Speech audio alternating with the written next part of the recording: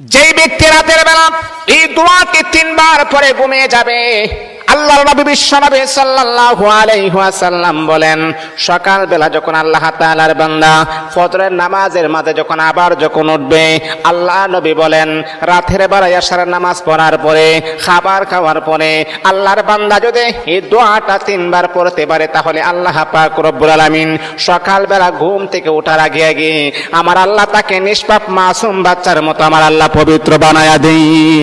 দোয়াটা সবাই আমরা জানি, আমরা সবাই কিন্তু দোয়াটা জানি, কিন্তু আমরা আমল করি না। দোয়াটা হলো আস্তাগফিরুল্লাহাল্লাযী লা ইলাহা ইল্লা হুয়াল হাইয়ুল কাইয়্যুম ওয়া আতুবু ইলাইহি লা হাওলা ওয়ালা কুওয়াতা ইল্লা বিল্লাহিল আলিয়্যিল আযীম।